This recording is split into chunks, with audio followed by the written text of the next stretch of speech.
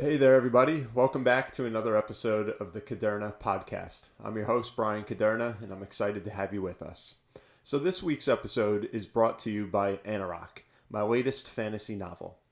Anorak is a 267-page book that tells the story of Beaker, a teenage chickadee, and his little brother Dak as they come of age on the mythical planet of Anorak. They're forced to leave the comfort of their home in the plains as tensions rise between white robes and red robes and a conflict over painite, their most precious resource.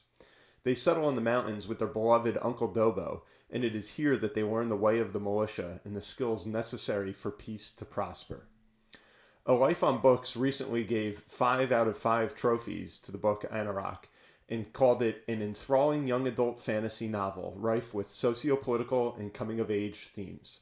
So please check out Anorak on Amazon or wherever books are sold, both in paperback and the ebook format. If you'd like to be considered as a sponsor for the Kuderna podcast, please do email us at thekudernapodcast@gmail.com and we can discuss future opportunities. All right, here we are. It's the holiday season. It is December 23rd, 2020, Christmas Eve, and we almost have this year 2020 finally behind us. So on this week's episode of the Kuderna podcast, we're going to be talking about the latest round of stimulus from the U.S. government. On Monday evening, Congress passed the second stimulus bill for $900 billion, a rescue package as it's being referred to. So in today's episode, we're going to talk about what exactly is inside that $900 billion bill, and also what is the effect that it's going to have both in the near term on the American people and a lot of the struggling businesses out there, but also on the long-term outlook for America.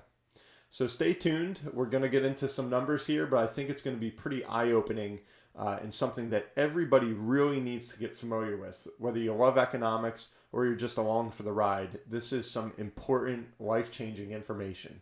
So without further ado, let's get underway. The Kuderna Podcast. The Kuderna Podcast.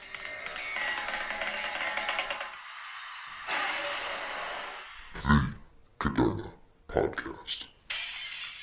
Okay, welcome back. So again, today we're going to be discussing the ongoing relief provided for coronavirus in the second round of stimulus from the U.S. government, totaling $900 billion.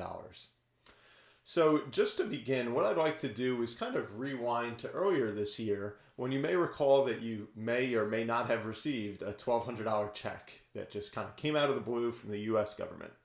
And if you forgot about that, I could certainly understand because I know that quite a lot has transpired since then. It could almost feel like a lifetime ago.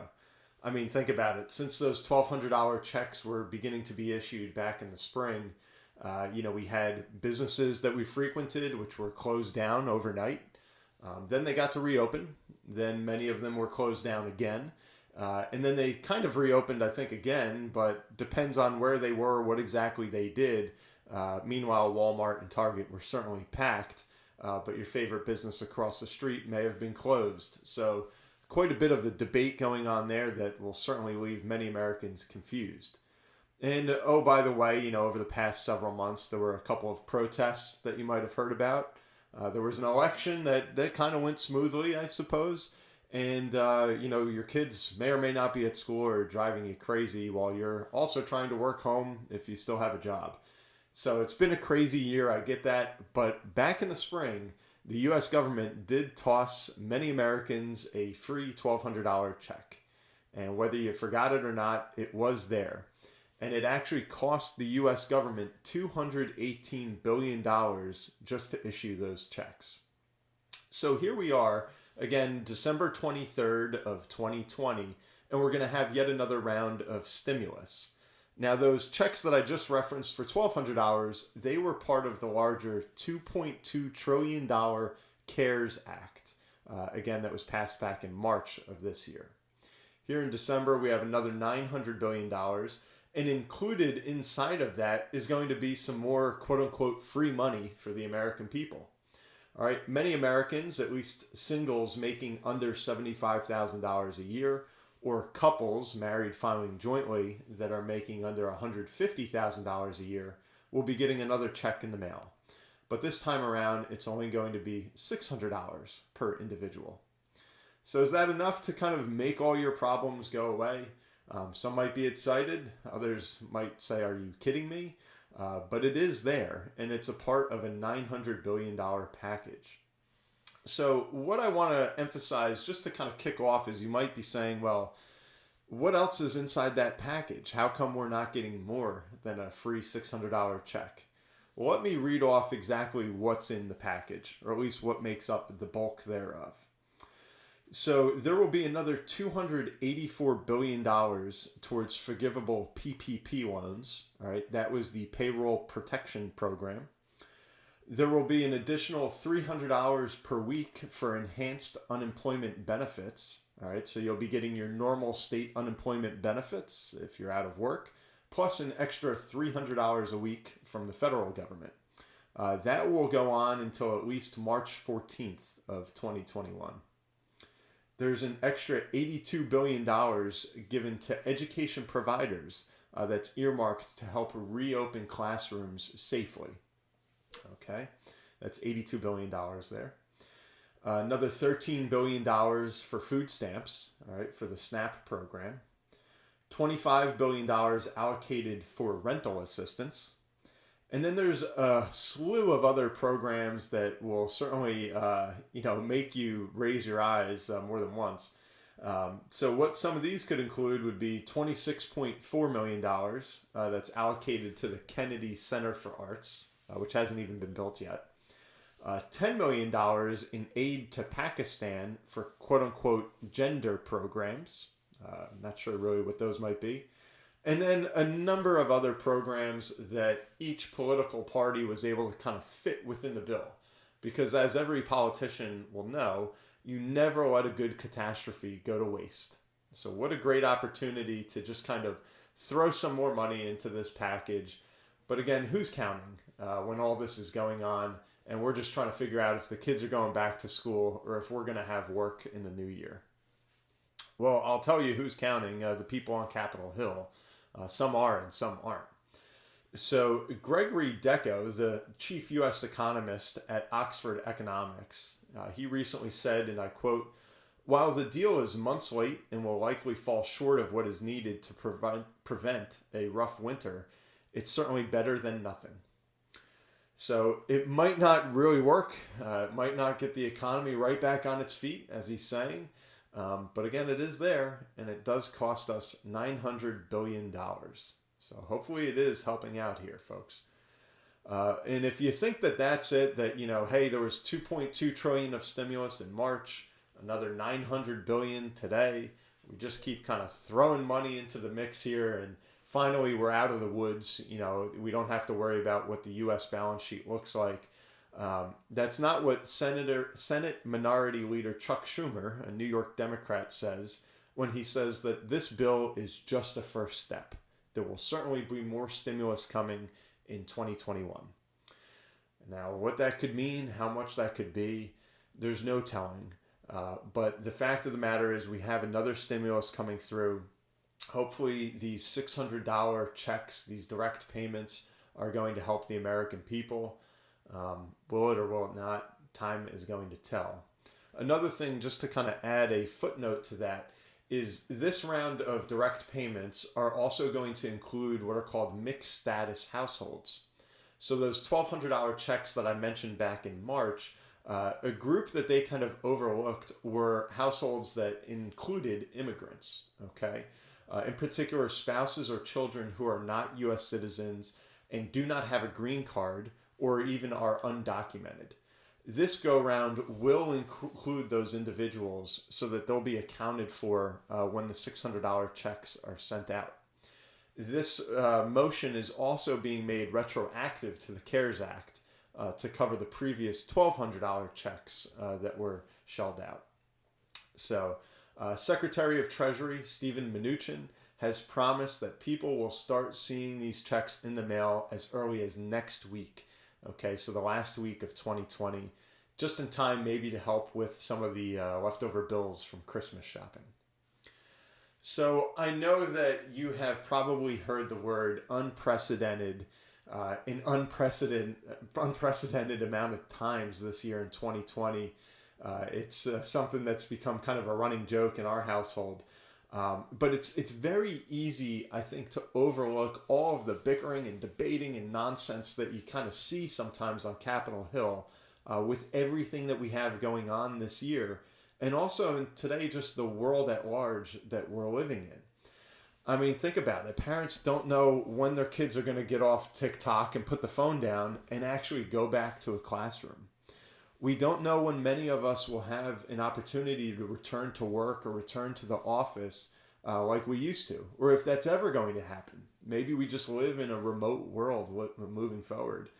And I know that there's so much tension built up over small business owners that just based on the zip code they're in can watch a business across the street open up and a bar be packed, but their restaurant is forced to close the doors. Or a mom and pop store that's been closed now for maybe 6 or 7 months, while across the street there's a Target or a big box store that's packed shoulder to shoulder with crowds. All right, so some of the hypocrisy in all of this year is certainly outstanding. I mean, I even think of, with our kids playing football, it's a tackle sport. They're going, a full 60 minutes, blood, sweat, and tears out in the mud. And then at the end of the game, they're not allowed to shake hands because of the potential spread of coronavirus. So go figure that out. It's just like my buddy working at Outback told me that they have to scold their customers, their patrons that come in, that take down their masks right before reaching the bar. But then once they're seated at the bar, they can lower their mask, of course, as if COVID doesn't spread once you get into a seated position. So it's a very, very serious topic, but in so many different ways has kind of been made light of because of some of this hypocrisy that we're seeing. But I don't want to get bogged down in that, as many of us are. What I want to focus on is the economics. Because in this kind of fog of this year, where we might look like zombies of sorts, just waiting for our next check to come in from the U.S. government, this massive kind of welfare and assistance that so many are depending on, it's easy to say, well, what's the long-term effect of all this when I'm just trying to make it to next week? So that's what I want to spend some extra time on. And I'm going to share some figures here that are straight from the government. If you just go to budget.gov, you can look up any of these numbers. But what I want to take you through is a trend that you're going to see over recent history that's really hopefully climaxing today, but it may not be. We may just be kind of continuing on this trajectory. So if we go all the way back to, let's take a look at when President Bill Clinton took office in 1993. All right, this was after the economic boom of Reaganomics and one term of the first Bush administration. And so when Clinton took office in 1993, federal spending was at $1.41 trillion a year. The national debt totaled $4.35 trillion. And America's GDP, or gross domestic product, was $6.58 trillion. Okay? When President Clinton left office in 2001, federal spending was quite similar at $1.86 trillion. National debt had gone up slightly to $5.77 trillion, and the GDP had taken a nice jump up to $10.06 trillion. All right, so that sounds like a pretty good path, right? Debt hasn't gone up much, and our output, increased dramatically. But then in the next go round, the next 8 years, of course, unfortunately, we had 9/11. We had 2 wars begin in the Middle East. And we also had the housing collapse and the Great Recession. And when President Bush, II, left office in 2009, federal spending now totaled $3.11 trillion per year. Okay, so more than double what it was under his predecessor. The national debt exceeded $10.41 trillion. Again, almost double or more than double his predecessor. And GDP, fortunately, had grown to $14.10 trillion. So what you're starting to see now is debt, ramping up quickly, while GDP still was growing at certainly a respectable rate, but not as quickly compared to our national debt. Okay. And then Bush leaves office, and of course, President Barack Obama takes over and serves 2 terms. When he left office in 2017, federal spending was now up to $3.98 trillion per year. The national debt doubled again to $19.90 trillion. More debt was accumulated in President Obama's presidency than in all prior presidencies combined in American history. And then GDP, for the first time ever, fell short of our national debt at just 19.49 trillion. Okay, so this was the first time where our actual debt on the balance sheet exceeded what our national output was. Okay, that was when Obama left in 2017. Now Trump enters office with the Make America Great Again message. And at the conclusion of Trump's presidency, okay, bringing you up to current day, the federal spending for the fiscal year 2020 was $6.5 trillion. Obviously, the bulk of that came from that first round of stimulus that alone was $2.2 trillion just overnight. The national debt currently sits at $27.52 trillion. Okay, just a mammoth figure, only being bolstered by these recent rounds of stimulus. And then the projected GDP for this year, 2020, is going to fall well short at $20.66 trillion. Okay. Guys, it doesn't take a statistician here to see that debt has rapidly overtaken our economic production. And at the rate that we're at right now, with stimulus bills almost becoming the norm or the expected, it doesn't really show any sign of slowing down. So that should just give you at least a trend there in debt versus GDP, which is a good measure of our economic output. And so just to elaborate on, where does America stand? A lot of people obviously are kind of worried by some of these figures that I just rattled off. So in 2019, America's GDP was a whopping $21.5 trillion. Okay. In 2020, obviously with coronavirus and the shutdown, we're going to actually have a contraction and not meet last year's number. But last year, 2019, a great year, $21.5 trillion in GDP, that accounted for over 25% of the entire world's output. Okay. For comparison's sake, China, which is really the only other superpower out there right now, had a GDP of $14.14 trillion. So well short of what we were able to do in America. California, okay, our biggest producer, had a GDP of over $3 trillion last year, which was more economic output all by itself than all of India, which has a GDP of 2.9 trillion. Okay, so it just shows you the enormous economic power and weight that our country, the United States of America, truly holds. Okay, but as we just mentioned, any business owner will recognize that those inflows are only half of the equation. The outflows, which are going through the roof even quicker than our GDP, is what I think is starting to worry a lot of economists. And it's important that the American people recognize that. And I know, again, with everything we're hearing about in the media and the delirium on social media and just what we're trying to get through day by day, week by week in this insane year, it's easy just to say, oh, what's it matter? And what's another $1 trillion or $1 billion? I don't even know what those figures really mean. So these figures are huge and they do mean something, guys. So just to kind of elaborate where I think there should be a sense of urgency on this conversation is the World Bank says that a country gets into not a crisis, but essentially a cautionary zone when their sovereign debt, okay, exceeds 77% of GDP, okay? So think of it. If your debt is more than 77%, more than 3/4 of that GDP number, you're starting to kind of get into some, hot water, shall we say. Now, what I just mentioned, this year, we have 27 trillion plus of debt and 20 trillion of GDP.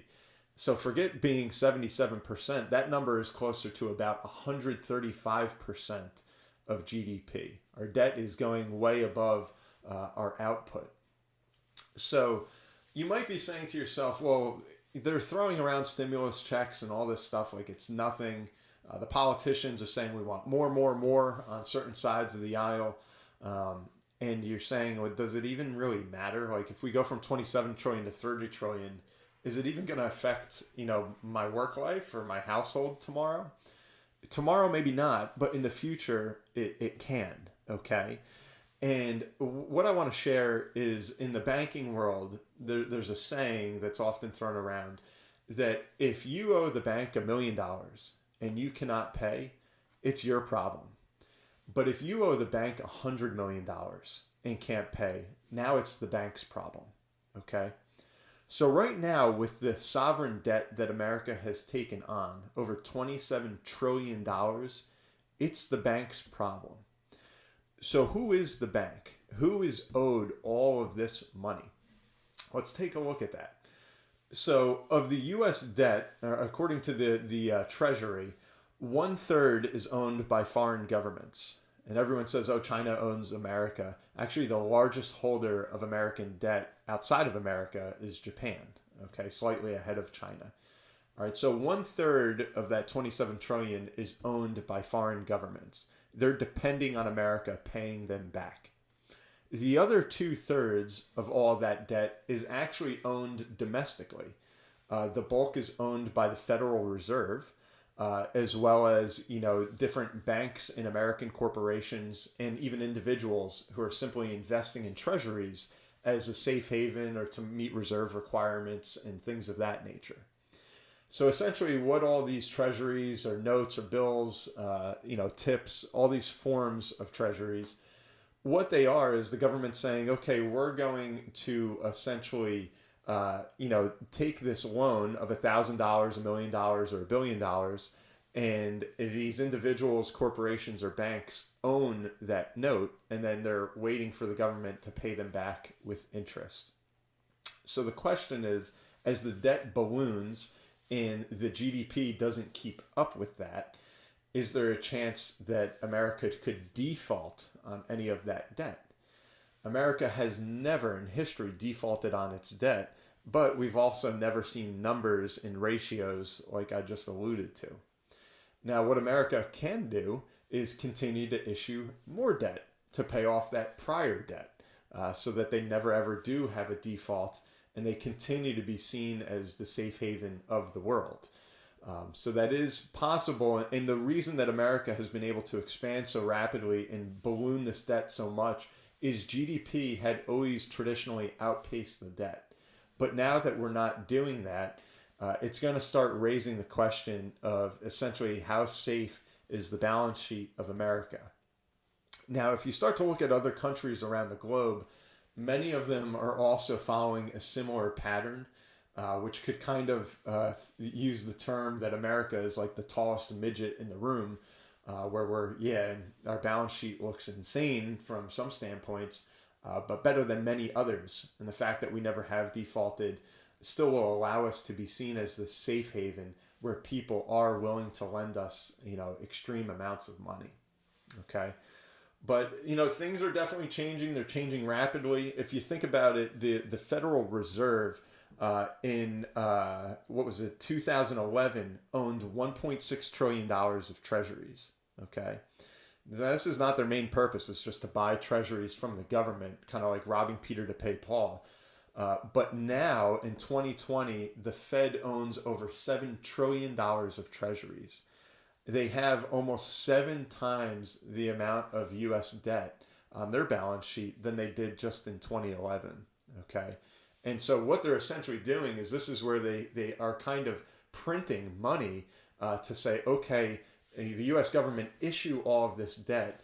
The Fed will essentially print money and buy that debt, which then they're buying that debt, they're assuming the treasuries, and then they're flooding the economy with dollars to essentially give liquidity to our markets and everything that we operate on here in America.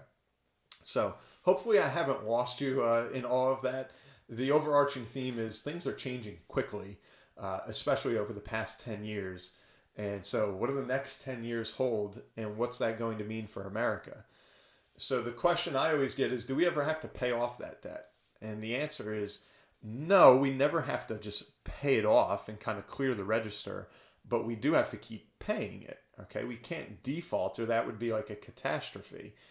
So as that number gets bigger and bigger, if our GDP is not able to really pick up speed and start to match that and outpace it like it used to, the only two methods to really start fixing that balance sheet to keep the strength of our US dollar are going to be obviously raising taxes to bring in more revenue or decreasing spending. Now, raising taxes, typically that's going to contract the economy. So it might bring in more revenue immediately, but then it might shrink that GDP further. And then raising spending, that often helps the economy, as it's doing this year. You could just see in the stock market. But that's just kind of like digging further and further to get out of this hole. And to reduce spending and talk about reducing Social Security, Medicare, defense, some of the biggest expenses on the U.S. budget, those are obviously very, very touchy topics that any politician likes to kind of shy away from. So what does all this mean? How do we fix the problem? Eventually it will have to be get fixed before the US dollar crashes, maybe decades or generations from now.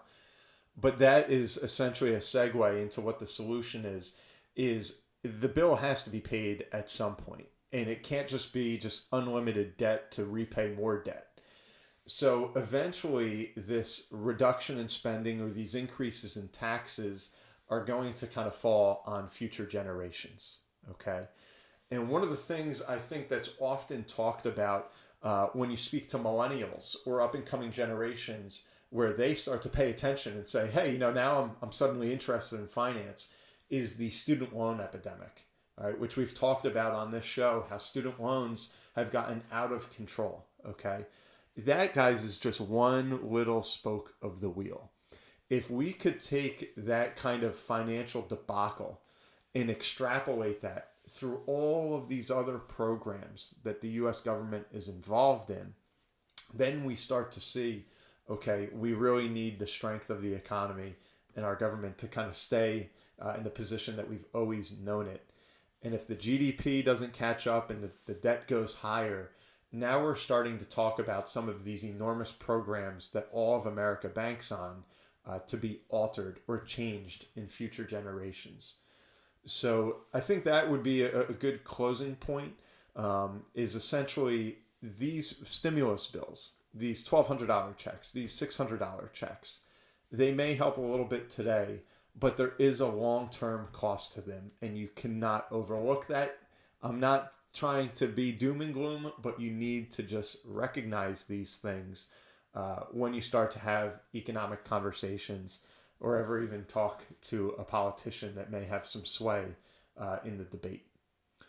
And so maybe a question that I could pose to you that I think is a good topic of conversation is the U.S. government in March said, we're going to give each American individual, again, under certain income thresholds, $1,200. And hopefully that can make their problems go away. Now, politicians have gone back and forth debating ever since then. We need to do it again. We need to help our constituents, our voting, republic. We need to give them more money. And they said $600. That's the best we can do in this go round.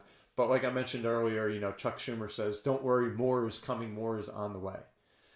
So that should beg the question, which I'd like to ask all of you, is if $1,200 wasn't enough, $600 wasn't enough, what about $5,000? What about $10,000? What if we could give each American person $100,000? Would that fix their problems? And at what point is it enough for the American individual, but too much for the American government? Remember, guys, those $1,200 checks that came in the spring that I think a lot of people, frankly, have kind of forgotten about or said it didn't really do much, that cost $218 billion by itself. So think about what is going to be enough, but then what is too much on the other side of the equation. I want to thank everybody for tuning in to this episode of the Kuderna podcast. I know we're wrapping up this year 2020.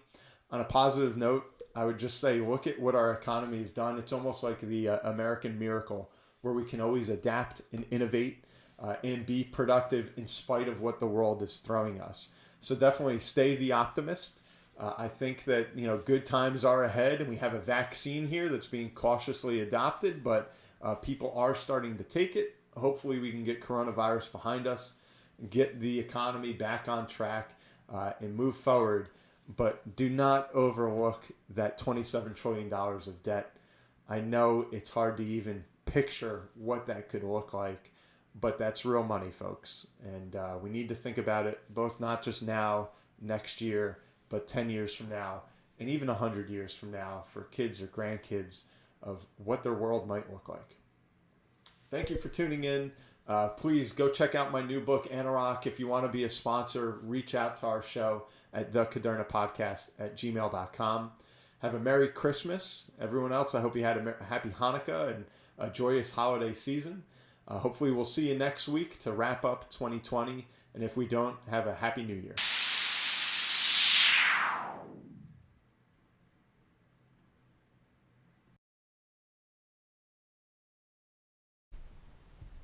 The Kuderna podcast is for informational purposes only. Individual situations may vary, and the information should be relied upon only when coordinated with individual professional advice. Guardian and its subsidiaries do not provide tax, legal, social security, student loan, mortgage, or real estate advice. Listeners should contact their own tax, accounting, or legal advisors or the Social Security Department in this matter. All investments and investment strategies contain risk and may lose value. Brian Kuderna is a registered representative and financial advisor of Park Avenue Securities, LLC, Pass, 300 Broadacres Drive, Suite 175, Bloomfield, New Jersey, 07003. Securities, product services, and advisory services are offered through Pass, a registered broker-dealer and investment advisor. 973-244-4420. Financial representative, the Guardian Life Insurance Company of America, Guardian, New York, New York. Pass is an indirect, wholly owned subsidiary of Guardian. Kuderna Financial Team and International Planning Alliance, LLC, are not affiliates or subsidiaries of Pass or Guardian. Kuderna Financial Team is a division of International Planning Alliance, LLC, a general agency of Guardian. Pass is a member of FINRA, SIPC. California Insurance License Number OK04194. Content of the Kuderna podcast is copyright of Brian M. Kuderna, all rights reserved. Any redistribution or reproduction of part or all of the content in any form is prohibited without prior permission from the Kuderna podcast. The views and opinions expressed herein may not be those of Guardian Life Insurance Company of America, Guardian, or any of its subsidiaries or affiliates. Guardian does not verify and does not guarantee the accuracy or completeness of the information or opinions presented herein. Any third-party materials referenced cannot be endorsed or verified by Guardian and are used as the opinion of the author.